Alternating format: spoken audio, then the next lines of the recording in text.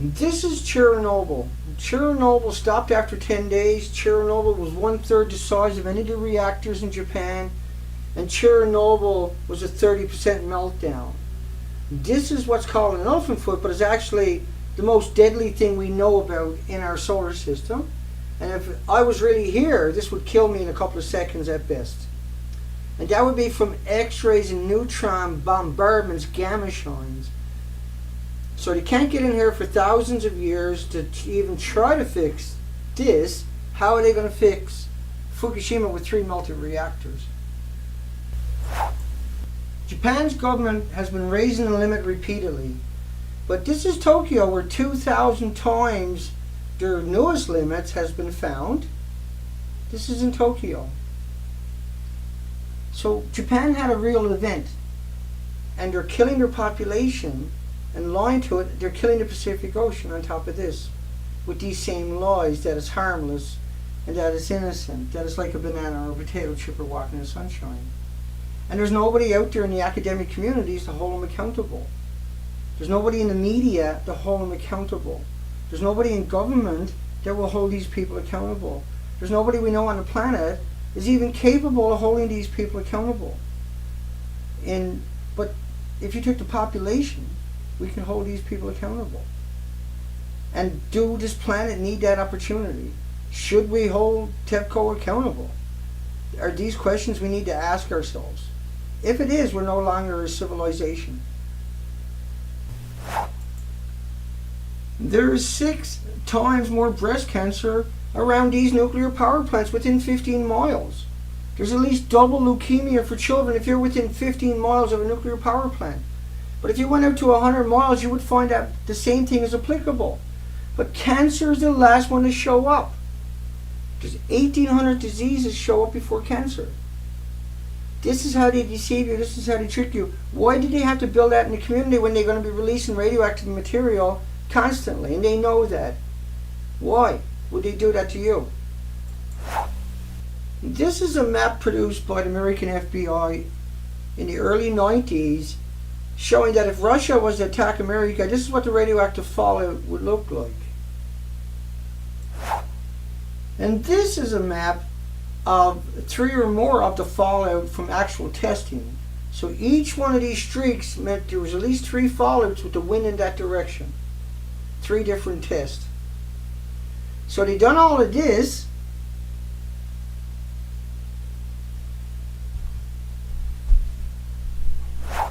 Because the Ruskies might do this.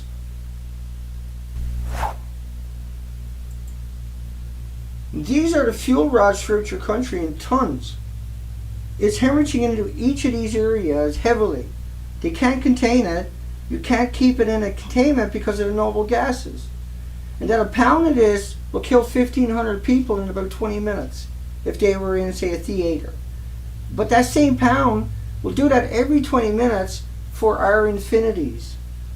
For millions of years, it's a single pound. This is in tons. It's not like a banana. It's not like a potato chip. It's not like walking in sunshine. So why did they tell you that? And so that would explain why they're building places like this, crisis centers about nuclear, over in Asia and Vietnam.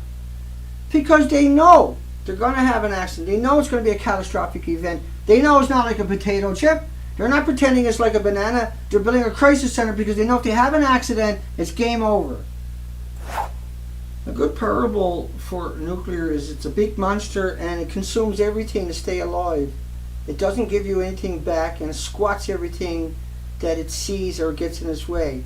It destroys life as we know it, and the increases of cancer just around a nuclear power plant are shocking, are disgusting and despicable. They can't exist without constantly being bailed out. Every aspect of it is a money loser. The only way that they got this far was they told you it was like a banana and a potato chip and walking in the sunshine. They don't tell you the truth. They don't tell you the reality. If they did, you would be in the streets at war with the nuclear industry, I can assure you. Why would they want to bury nuclear waste near the biggest drinking water reservoir in North America? Right alongside of it. Not miles and miles away, but right smack alongside of it. Because radiation is so dangerous, in the long run they need it to go into the ocean or into a river or a lake. That's their theory of dealing with it.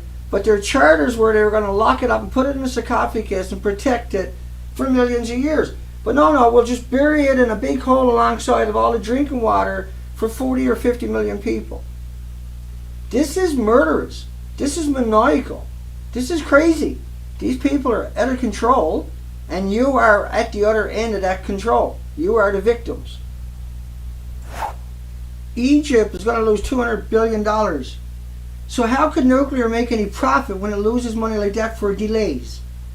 But somebody got that money. Somebody's going to get that money. This is what nuclear is all. It's not about clean energy. You can't get clean energy from nuclear. You got to dig up mountains. And you got to use container ships of chemicals just to get the uranium ready for the nuclear chain reaction. Then you got nowhere to put it for thousands and millions of years. France was going to lose $80 billion if they don't go through with their contracts on time.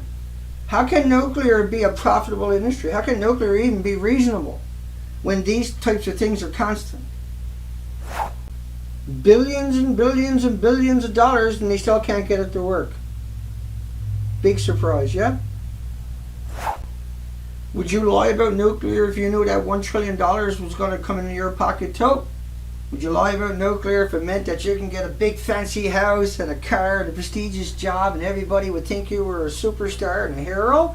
Yeah? Is that even sensible when you can't? You got so many people in your country starving. You got the whole system is falling apart. You can find tons of money for nuclear to kill each other completely forever, to end everything on the planet. We got money for that. Oh yeah, baby, we got money for that. Japan can't develop renewables because they spend all their money trying to get their power plants open, and they're looting the system at the same time. The government, the taxpayers are paying for everything. TEPCO ain't got nothing. They've been bailed out and bailed out and bailed out. They should have been arrested and put in jail and hung out. This story, you got the crazies backing up the crazies to do the crazy. These people, by definition, are crazy. They ignore the population. Oh, well, we'll go talk to the foreign nuclear crazies, and they'll say it's okay, therefore we can go ahead and do it. This is a corporation. If you were born in the 50s, you're radioactive. If you weren't, you're still radioactive because of Fukushima. So the radiation they're talking about is not the natural stuff, is it? They're talking about the stuff from the testing, from the bomb explosion, from satellites blowing up on the way up. They're not talking about bananas and potato chips. Yet nuclear is pitched as being green. They want to bury it alongside the Great Lakes because they don't know what to do with it. They're dumping it into the ocean. They can't decommission Fukushima. They got to put sarcophagus on Chernobyl for the next 3,000 years. 3 million children in Ukraine and Belarus with permanent disabilities, according to Kofi Annan 2000 at United Nations podium. But no, it's green, Dana. This is insane. These people are unbelievably nightmarish. This is what journalism has become. They're not even going to tell the story. They're not going to try to help anybody. They just want to get the clicks. It's all about clickbait. And the bait is you. It's about deceiving you, manipulating you, and tricking you. TEPCO got £1 billion. They're burning it in incinerators. This is unbelievable. Each one of these kilograms is a dirty bomb. As if that's not bad enough, Fukushima power plant, the meltdowns, they're burning that stuff in their incinerators. And now we understand there's over 300 times more radiation released than what they tell us. This is a corporation wrecking this planet. It's unbelievable. There's nobody to hold them accountable. This is what nuclear scientists are doing to you. They're blindfolding you and they're telling you to go out and pin that on the donkey's arse. And what is he going to do? He's going to brutalize you. He's going to kick you and drive you back and you'll never get up again. That's what nuclear is. Japan is always dumping it into the ocean, into the rivers, into the estuaries. It's constantly hemorrhaging underneath the power plants. That's why they built the ice wall, which is stupid. It's $500 million. when they should build a real wall. Not that that would help, because you have liquefaction, all the isotopes rises up to the surface, you lose the site. You'll lose that site if that worked, that ice wall. But why would you build an ice wall? Only because the taxpayers paid for that. If they built a real wall, they had to pay for it. But no, what they want to do is dispose of it in the ocean. They're burning it in the incinerators right across the country on top of everything else. This is workers on the roof of Chernobyl, a Masha reactor. They named them after women for some reason. But they can only spend 25 to 30 seconds here, and then they go home and never go to a nuclear power plant again. The majority of these people, these particular workers, would have died shortly after. You're talking about, you're walking around in nuclear waste. There's no way you're going to survive it, not even with that 25-second exposure.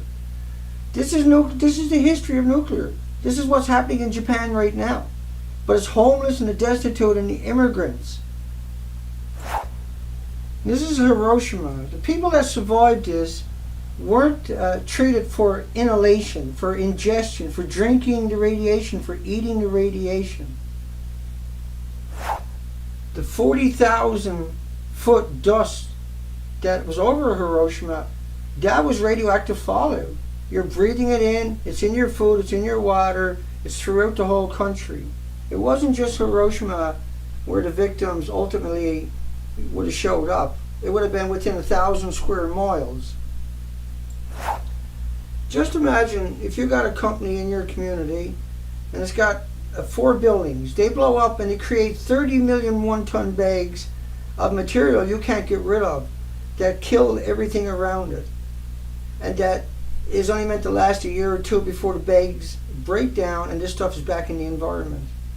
How is nuclear in any shape or form clean, green, or carbon-free? How does that work? Are people really that gullible? But apparently so, but it's only because your media insist on telling you lie after lie after lie instead of the reality.